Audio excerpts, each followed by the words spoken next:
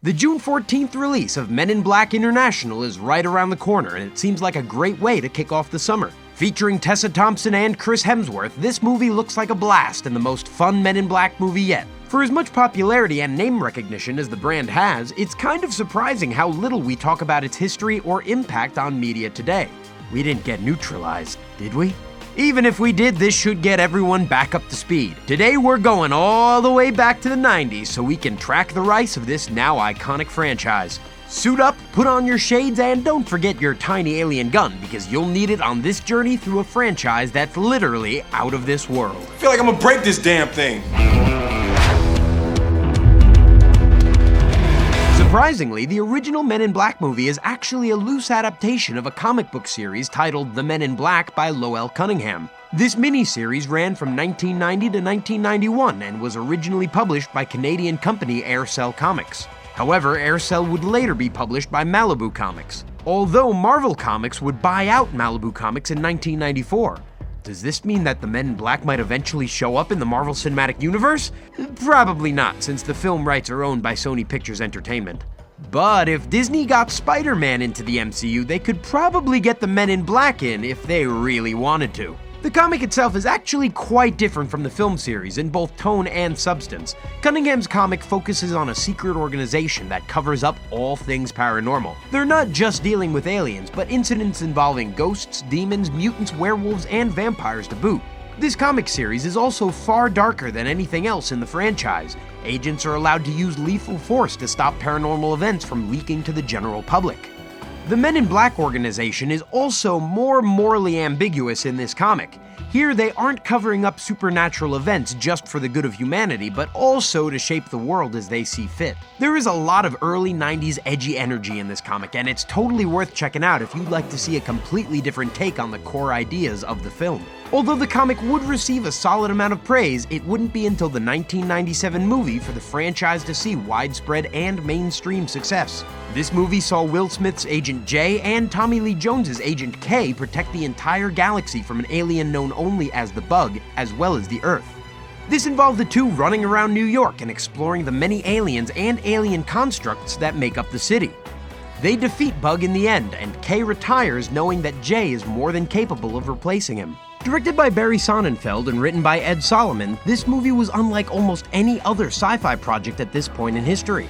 Sure, a lot of movies like Spaceballs, Back to the Future, and Mars Attack use familiar sci-fi concepts to tell more comedic stories, but Men in Black seamlessly blends its comedy and action. Despite the massive stakes in the movie, it never takes itself too seriously and is almost always fun to watch. More than anything else, it's the world building of the first Men in Black movie that helped make it a phenomenon.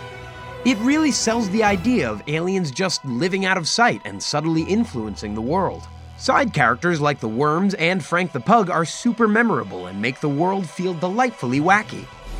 Now that's the worst disguise ever. That guy's definitely an alien. You don't like it? You can kiss my furry little butt. It presented a version of the real world that everyone wanted to live in, and that really resonated with audiences. Needless to say, Men in Black was one of the most celebrated movies of 1997.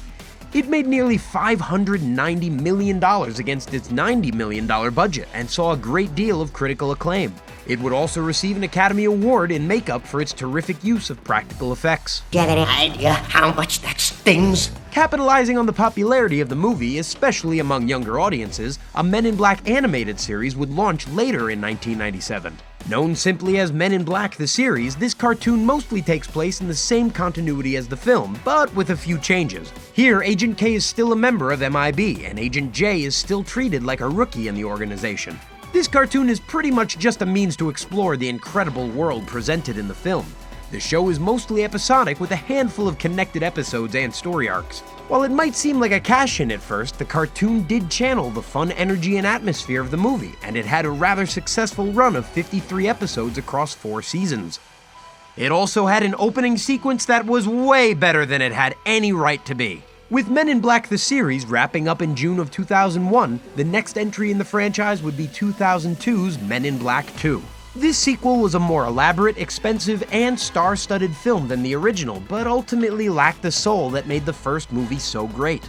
This movie saw Agent J struggling to find a new partner to replace K 5 years after the events of the first film.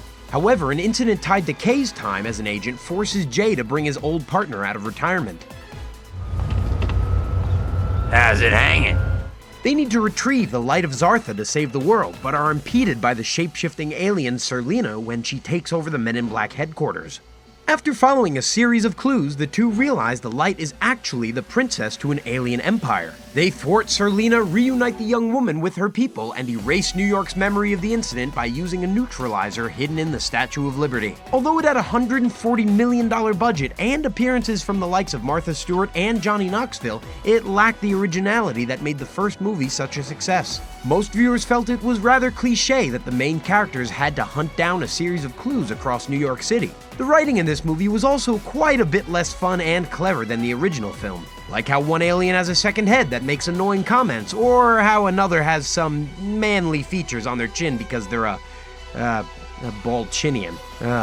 Men in Black 2 wasn't bad necessarily, but it was kind of a letdown after the fun and originality of the first movie and animated series. It would go on to gross around $440 million worldwide, but only ever saw middling reviews from critics and audiences alike. Then, the franchise went dark for about a decade, which is kind of weird by today's standards. Nowadays, pretty much every successful sci-fi or comic book adjacent project gets a couple of sequels, if not a whole cinematic universe. Granted, Disney is so far the only one to really make that idea work with the MCU, although Warner Bros. Is getting pretty close with the DC Extended Universe, and Legendary Entertainment are pretty close to pulling off the Monsterverse. It's hard to imagine a successful franchise just kind of wrapping things up instead of getting milked for all it's worth. Then again, Will Smith's booming popularity at this time would have meant that he would have been way more expensive to bring on for a third film, and there were reports of growing creative differences regarding the third movie's potential screenplay. What? So the franchise just kind of sat until the release of Men in Black 3 in 2012. This movie brought back Will Smith and Tommy Lee Jones as the lead characters, although Josh Brolin plays a younger version of Agent K as well. This movie also has Barry Sonnenfeld directing once more, and Ethan Coen of Idiocracy and Tropic Thunder fame writing the script. This movie features a time travel storyline where Jay has to go back and stop an alien that Kay once defeated from going back in time and exacting his revenge.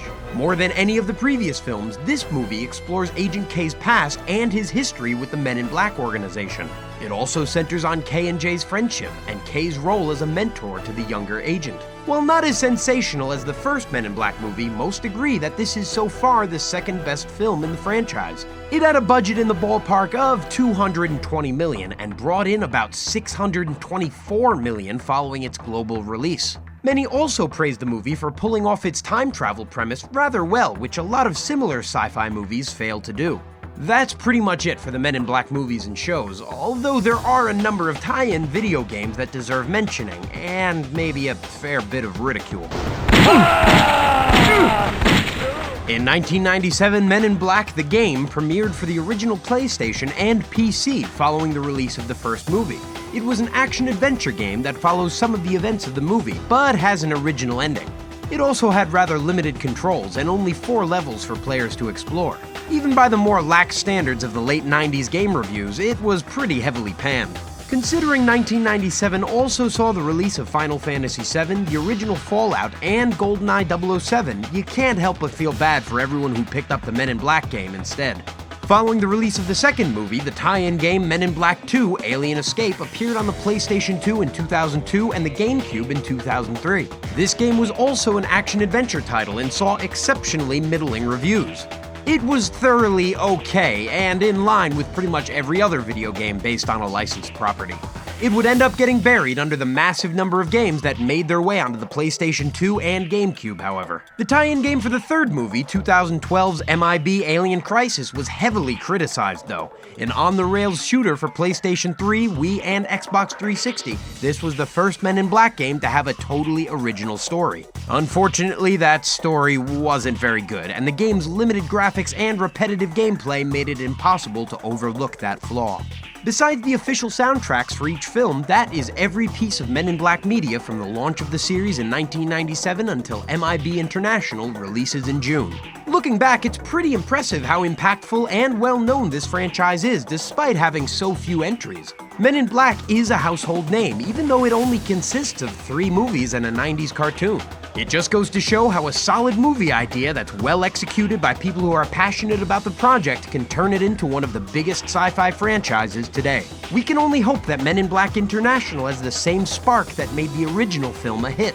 What we've seen of the film so far seems like all involved are having a blast working on the project. That was an incredible catch. Fingers crossed viewers will have just as much fun during the June 14th premiere. What do you think of the Men in Black franchise? Did a particular entry resonate strongly with you, or did we miss anything cool and obscure? Please let us know in the comments section down below. And while you're there, be sure to like this video and subscribe to Behind the Screen. We have plenty of videos up already that take a look at some of the weirdest and biggest movie franchises around today. We have loads more videos coming soon too, and promise that you're not going to want to miss a single one. To help with that, be sure to click on that bell icon. That way you'll get a notification every time we upload a new video. And we try to publish 2 videos every day, so be sure to keep an eye out for more great stuff coming soon.